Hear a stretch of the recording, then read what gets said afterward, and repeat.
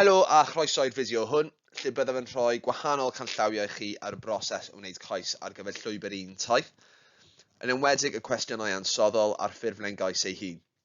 Mae hwn yn ffurfio rhan o'r ystod o wahanol fideos ac adnoddau dyn ni'n cynnig ar gyfer llwybr un eleni. Byddwn ni'n dechrau wrth edrych ar ffeindio'r ffurflen gais ei hun. Mae'r ffurflen gais ar gael o wefan taith, sef taith.cymru, mae'r camau fel y ganlyn.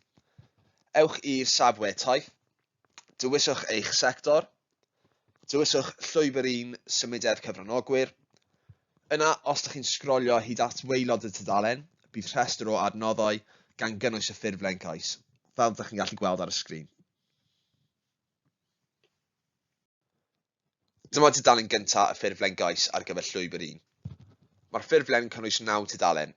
Mae'r tudalen gyntaf, sef canllawiau ar gwblhau eich ffurflen gais, yn cynnwys canllawiau ar gwblhau a lliwio'r ffurflen, yn ogystal â dolenni cyswllt at yr adnoddau a fydd yn eich cefnogi wrth gwblhau eich cais. Gnewch yn siŵr eich bod yn clicio gorffen yn ddiweddarach, unrhyw bryd eich bod yn gadael y ffurflen, mwyn sicrhau bod eich gwaith yn cael ei arbed. Bydd hyn yn arbed eich gwaith ar gweill ac yn cynhyrchu dolen fel y gallwch ddychweledu'r cais nes ymlaen.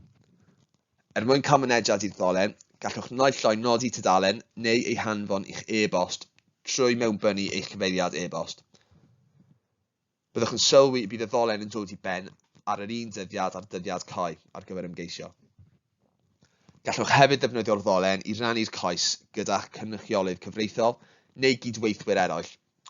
Os byddwch yn penderfynu wneud hwn, cofiwch bod y defnyddiwr hwn yn derbyn gwmws yr un hawliau â chi. Rhaid sicrhau eich bod wedi cwblhau'r ffurflen wirio cymhwysedd cyn i chi ymgeisio. Mae hwn ar gael o ail tudalen y ffurflen gais a bydd rhaid e-bostio hwn ato ni. Yna bydd angen mewnbynnu manylion eich sefydliad gan gynnwys y prif cyfeiriad, prif manylion cyswllt, cynrychiolydd cyfreithiol a'r prif swyddog ariannol. Dyma lle byddwch chi'n dewis hyd y prosiect, hynny yw 12, 19 neu 24 mis, ac hefyd os ydych chi'n ymgeisio fel rhan o gynsortiwm. Nawr gawn ni edrych at y cwestiynau ansoddol o fewn y ffurflen gais.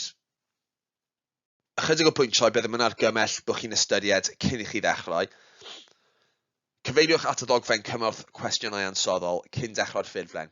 Bydd hwn yn bwysig iawn i helpu chi baratoi eich atebion gyda'r manylion cywir. Mae'r ddogfen hon yn manylu ar y cwestiynau ansoddol y byddwch yn dod o hyd ydynt yn y ffurflen gais, ynghyd â'r meini prawf asesu bydd y ceisiadau yn cael eu hasesu yn ei herbyn. Rydym yn argymell cwblhau'r cwestiynau hyn all-lein mewn dogfen Word. Os am unrhyw reswm rydych chi'n colli testun o ganlyniad i broblem dechnegol yn enghraifft, ni fyddem yn gallu adalw'r testun. Felly, i osgoi'r sefyllfa lle mae gwaith yn cael ei golli, ysgrifennwch yr atebion ar ddogfen wahanol os yn bosib. Hefyd, darperir y meini prawf asesu ar gyfer pob adran o fewn y ddogfen cymorth hefyd. Rhan gyntaf yr adran cwestiynau ansoddol, a'r adran fwyaf yw crynodeb prosiect, amcanion a gweithredu. A fel mae'n dweud ar y sgrin fan hyn, mae'r cwestiynau ar y dudalen hon yn ymwneud â'r prosiect yn ei gyfanrwydd.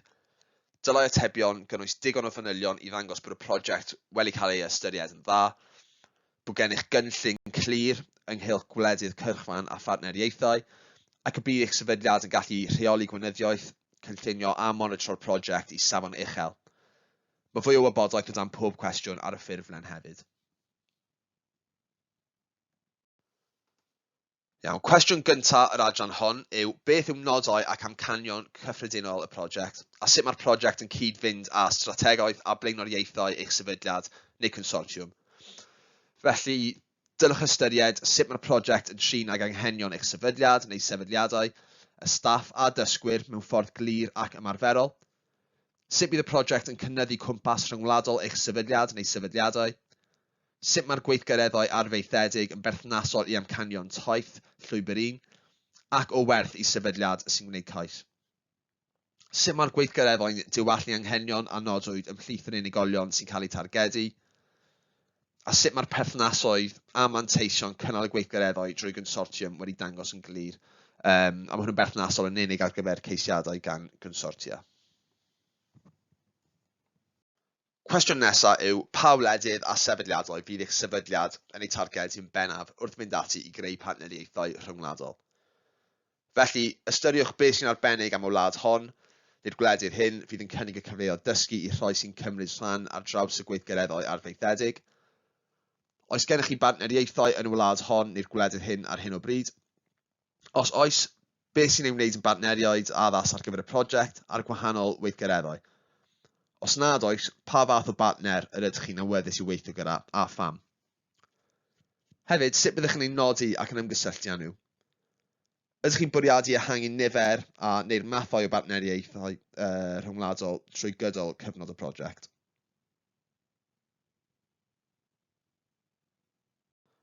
Cwestiwn nesaf yw, sut mae eich sefydliad neu consortiwm yn bwriadu cydlenni a chefnogi'r gwaith o hwyluso symudiad mewnol gan partneriaid rhyngwladol bydd yn cael eu cynnal yn eich sefydliad os yw'n berthnasol.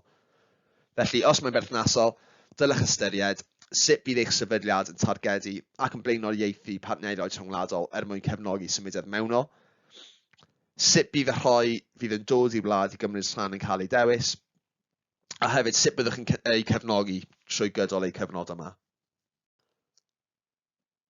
Iawn, awn at y cwestiwn nesaf, sef amlinellwch allu gweinyddol eich sefydliad a'r prosesau i reoli prosiect a'r cyllid grant.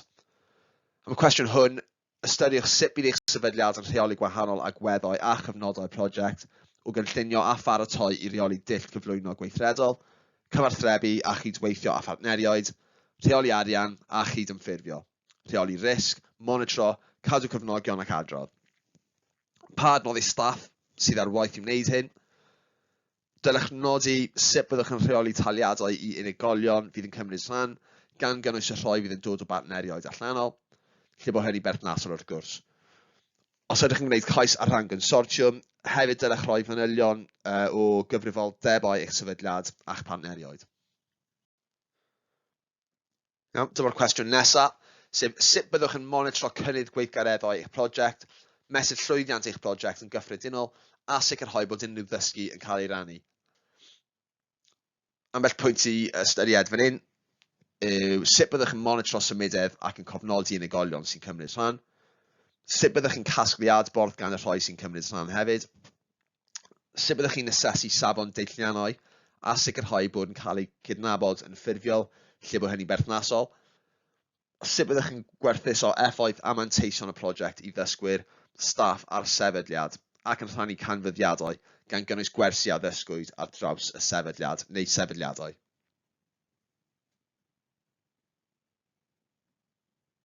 Beth yn eich barn chi yw prif risgiau o ran cyflwyno prosiect a sut byddwch chi'n mynd ati i reoli rhain? Enghraifft, pandemig parhaus Covid-19 ac unrhyw gyfyngiadau teithio, anawsterau gyda phartneriaid, recrwtio pobl i gymryd rhan ac yn y blaen. Rhowch fanylion ar gyfer symudiad mewnol ac allanol lle bod hynny'n briodol. Sut byddwch yn sicrhau bod dyletswydd gofal priodol ar waith yn ystod symudiad allanol a mewnol ac yn ystod cyfnewidfeydd rhythwyr? Sut byddwch yn sicrhau bod sefydliadau partner yn barod i gynorthwyo pawb sy'n cynnydd rhan? Felly am y cwestiwn hwn, dylai atebion nodi sut a pha fesurau y bydd eich sefydliad yn ei cymryd rhan i sicrhau diogelwch a neu dyletswydd gofal y rhoi sy'n cymryd rhan. Dylai hyn cynnwys yr hyn y bydd eich sefydliad a'ch sefydliad partner yn ei wneud, lle nad oes gennych sefydliad partner eisoes, nodwch sut y byddwch yn ei dewis ac yn gweithio gyda'r partner i sicrhau bod y safonau hyn yn cael ei bodloni a beth fydd eich disgwyliadau ohonynt.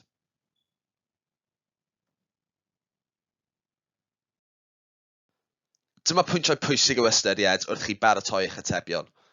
Mae'r pwyntiau yma wedi dod o aseswyr llynedd ac yn seiliedig ar y camgymeriadau cyffredin welson nhw neu ardaloedd lle oedd angen gwelliant yn gyffredinol i bob sector. Felly, ystyriwch sut mae'r prosiect yn cysylltu strategaeth ehangach eich sefydliad yn ogystal â blaenoriaethau Llywodraeth Cymru a phrifnodau taith. Sut byddwch chi'n gwneud y gorau o'r gyfnewidfa ryngwladol? A yw'r gweithgareddau arfaethedig yn debygol o arwain at y newid a'r dysgu rydych chi'n gobeithio eu hennill?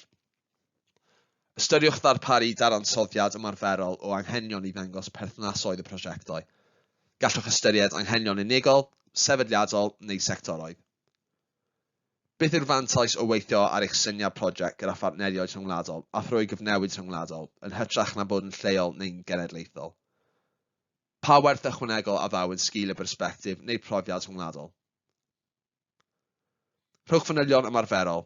Hynny yw, dangos yr ystod bosibl o werth ychwanegol y bydd y partneriaid yn ei roi i'r prosiect, yn ogystal â'i staffio, cyfleusterau ac unrhyw brofiad blaenorol perthnasol.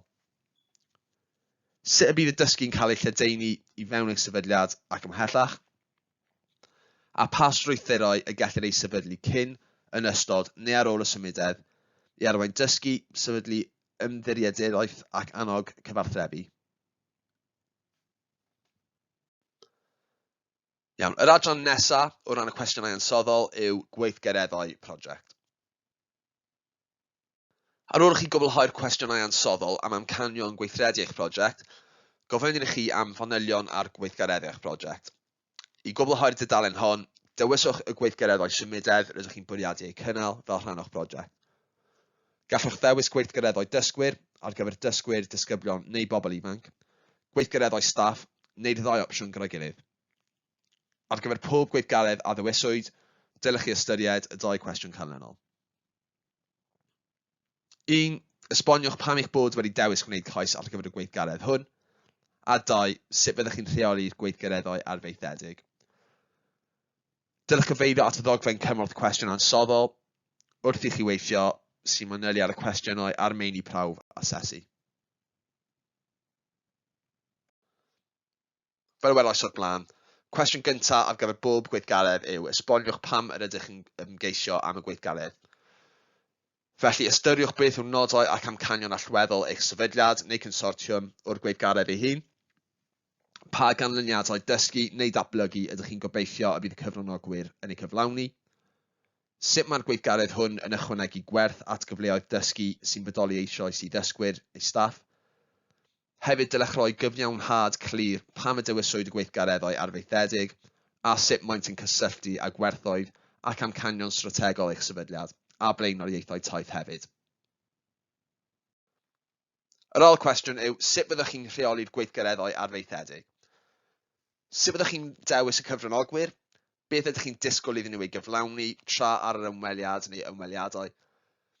Dylech ddarparu manylion am y cynllunio a'r gefnogaeth a bydd yn cael ei roi ar waith i sicrhau gweithgareddau llwyddiannus. A sicrhewch bod y gweithgareddau arfaethedig yn realistig ac yn helaw o fewn yr amserlen. Nawr mae'n amser i edrych ar yr ymrwymiadau trawsbynciol taith. Mae gan taith ymrwymiadau trawsbynciol mae'n rhaid i gwreiddio yn rhan o bob prosiect, sef gwella mynediad i bobl ag anableddau, anghenion dysgu ychwanegol, grwpiau sy'n cael eu tangynnyrchioli a phobl o gefndiroedd difreintiedig, hyburiaeth a diwylliant Cymraeg i rhoi sy'n cymryd rhan yn Ymweld â Chymru yn ogystal ag arddangos Cymru i'r byd, ac annog teithio canlyniadwy yn unol â deddf llesiant cenedlaethau'r dyfodol ac ymrwymiadau i weithredu fel cenedl sy'n gyfrifol yn fyd eang. Gofynnwn felly i ymgeiswyr ateb 4 cwestiwn gorfodol ar y tudalen hon. Mae canllawiau ar y gael o dan rhagor o wybodaeth sy'n esbonio ystyr pob cwestiwn yn fanylach. Unrhyw ansicrwydd ynglŷn â sut i ateb y cwestiynau hyn, cysylltwch â'r tîm. Eto, sicrhewch bod chi'n darllen yr adran gysylltiedig yn y dogfen gymorth cwestiwn ansoddol sy'n esbonio ystyr pob cwestiwn yn fanylach. Sut fyddwch chi'n hyrwyddo taith o fewn eich sefydliad neu consortiwm a gyda sefydliadau partner mewn modd cynhwysol mwyn sicrhau bod staff a neu ddysgwyr gan gynnwys rhoi o grwpiau heb gynrychiolaeth ddigonol yn ymwybodol o'r cyfleoedd ac yn teimlo bod yn cael eu cefnogi i gymryd rhan. Am y cwestiwn hwn, sut byddwch yn sicrhau bod cyfranogwyr bosibl yn cael gwybod am cyfleoedd, dylech chi ystyried hwn. Hefyd, dylech esbonio sut mae'r cynllun i gefnogi cyfranogwyr yn benodol ac anghenion dysgu ychwanegol a rhoi o gefndiroedd difreintiedig. Amlinellwch sianeli cyfarthrebu clir a ffyrdd priodol o hyrwyddo'r cyfleoedd. Dylech hefyd rhoi fanylion penodol o sut y byddwch yn gwneud hwn, enghraifft cyfryngau cymdeithasol, trydar Facebook, enghraifft cyfarfodydd grwpiau ieuenctid, cynulliadau ysgolion, cyfarfodydd staff ac yn y blaen. Pa fesurau penodol y bydd eich prosiect yn ei cymryd? Cwestiwn nesaf yn yr adran hon yw pa fesurau penodol y bydd eich prosiect yn ei cymryd i hyrwyddo'r iaith a'r diwylliant Cymraeg, gan gynnwys codi proffil Cymru yn genedl agored, eangfrydig a chyfrifol yn byd eang. Cwestiwn hwn, mae'n cwbl o pethau i hystyried. Dylech roi enghreifftiau ymarferol o sut y byddwch chi'n hybu'r iaith a'r diwylliant Cymraeg yn effeithiol trwy weithgareddau eich prosiect o fewn symudiad mewnol ac allanol hefyd. Gallai enghreifftiau weithgareddau cynnwys cefnogi cyfranogwyr sy'n dod i mewn gyda mynediad at ddeunyddiau neu apiau dysgu Cymraeg am ddim, neu ddigwyddiadau diwylliant Cymru yn ystod o cyfnod symudiad sy'n dod i mewn. Hynny yw, ymweliadau ar amgueddfa, dysgu am hanes Cymru ac yn y blaen. Cwestiwn nesaf yw pa fesurau penodol y byddwch chi'n ei cymryd i gefnogi cyfranogiad pobl ac anghenion dysgu ychwanegol, y rhai o gefndiroedd difreintiedig, a rhai o grwpiau eraill sydd heb gynrychiolaeth ddigonol, trwy gydol eich prosiect a'i weithgareddau arfaethedig. Rhowch enghreifftiau am manylion penodol am y camau ymarferol wrth sicrhau bod cyfranogwyr yn teimlo eu bod yn cael eu cefnogi drwy gydol cyfnod y prosiect. Dylech ystyried anghenion cynnwys eich dysgwyr a staff a darparu enghreifftiau penodol o sut bydd eich prosiect yn mynd i'r afel yn nhw. Esbonio sut y byddwch yn cefnogi ac yn annog cyfranogwyr o amrywiaeth o gefndiroedd difreintiedig gan ragweld eu hanghenion. Darparu gwybodaeth fanwl. Dylech ddarparu gwybodaeth fanwl am y gefnogaeth a gynigir i rhai sydd ag anghenion dysgu ychwanegol, yn enwedig yn y camau cyn wneud cais a chyn ymadael. Cwestiwn olaf adran nomiadau trawsbynciol yw pa fesurau penodol fydd eich prosiect yn ei cymryd i annog arferion amgylcheddol gynaliadwy gan gynnwys teithio cynaliadwy.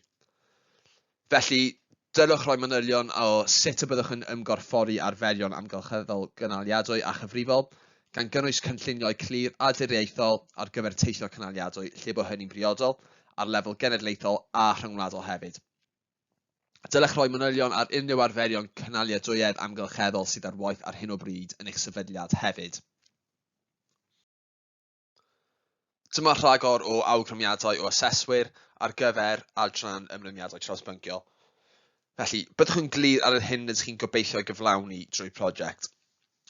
Dylech ofyn i rhywun nad yw'n gysylltiedig â'r prosiect i wirio'r cysyniad cyffredinol, gan efallai na fy'r hyn sy'n ymddangos yn glir i chi bob amser yn wir. Manteisiwch ar yr opsiwn i gwblhau ymweliadau rhagbroddol, yn enwedig gyda partneriaid rhyngwladol newydd. Byddai'n wir yn helpu sicrhau bod symudiad dysgwyr yn mynd yn fwy llyfn ac yn effeithiol a bod problemau'n cael sylw o flaen llaw.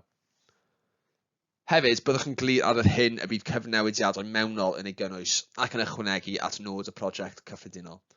Gallai un arbenigwr o bartner tramor uwchsgilio llawer o staff, neu gyfnewid feidrwy ochrog gyfrannu at feithrin capacity, dysgu a pherthynas rhyngwladol ar draws eich sefydliad. Iawn, nawr dyn ni wedi edrych ar y cwestiwn ansoddodd. Gobeithio bod chi'n teimlo bach yn fwy hyderus ar sut i gynllunio eich cais. Ond nawr gawn ni edrych ar yr adran gyllideb ac hefyd sut i gyflwyno'ch cais. Iawn, edrych ar cyllideb. Defnyddiwch yr offeryn cyfrifol grant y gellir ei lawlwytho i gyfrifo'r cyllideb ar gyfer y gweithgareddau rydych chi'n ei cynllunio a'i mewnbynnu i'r adran berthnasol ar y dudalen hon yn y ffurflen gais. Rhaid i'r gwerthoedd a gofnodwyd ar y dudalen hon gyd-fynd â'r gwerthoedd yn yr offeryn cyfrifo. Felly gwiriwch hyn o leia dwywaith cyn gyflwyno os yn bosib. Rhaid i chi gyflwyno copi o'ch offeryn cyfrifo grant o fewn 24 awr i'r dyddiad CAI ar gyfer cyllido galwadau i ymholiadau at taith.cymru. Hynny yw, erbyn hanner dydd ar y 7 ar 10 o Fawrth y blwyddyn hwn. Sicrhewch eich bod yn darllen yr hysbysiad preifatrwydd yn ofalus gan ei fod yn rhoi esboniad manwl o sut y byddwn yn defnyddio'r gwybodaeth a ddarparwyd gennych yn y ffurflen. Gallwch weld polisi preifatrwydd llawn rhaglen taith ar ein gwefan yma. Bydd angen i chi gadarnhau eich bod wedi darllen y polisi preifatrwydd a deall sut y bydd eich data personol yn cael ei ddefnyddio. Bydd angen i gynrychiolydd o'r sefydliad sydd wedi awdurdodi'n gyfreithiol i gadarnhau'r wybodaeth a ddarperir yn y ffurflen gais cyn ei chyflwyno.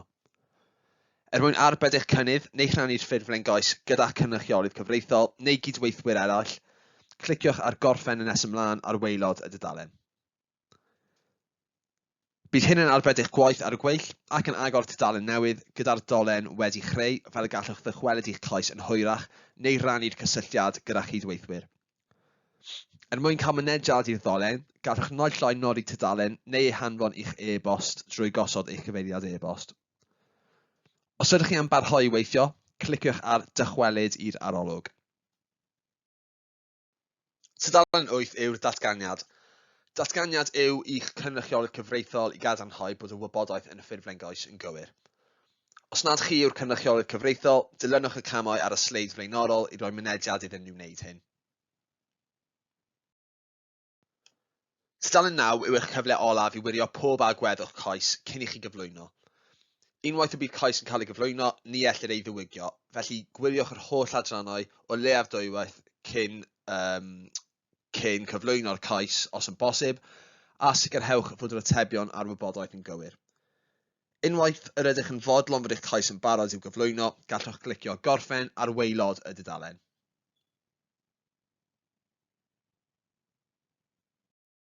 Rhodd y rhif cais yn eigryw i chi ynghyd â'r dyddiad a'r amser a gyflwynwyd y cais. Dylech nodi hwn mwyn cyfeirio at y dyfodol, gan mae'r cyfeirnod taith fydd yn cael ei ddyfynnu mewn unrhyw ohebiaeth gyda'r tîm.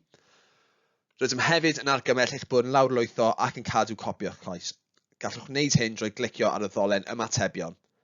Peidiwch clicio ar unrhyw dolenni arall, enghraifft argraffu neu lawrlwytho'ch PDF, achos ni fydd cyfle arall i lawrlwytho'r cais ar ôl hynny. Iawn, a dyna diwedd y fideo hwn. Gobeithio bod chi wedi ffeindio fe'n ddefnyddiol. Ond dyma pwyntiau holl bwysig i'w chofio cyn i ni fynd.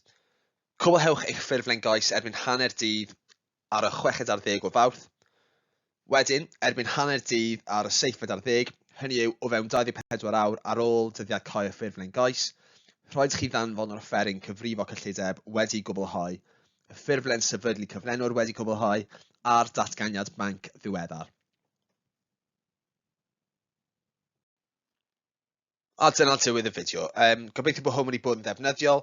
Wrth gwrs, unrhyw gwestiynau, gadewch i ni wybod, ond yn y cyfamser, pob lwc gyda'r cynllunio a'r cais yn gyffredinol. Diolch yn fawr, hwyl am y tro.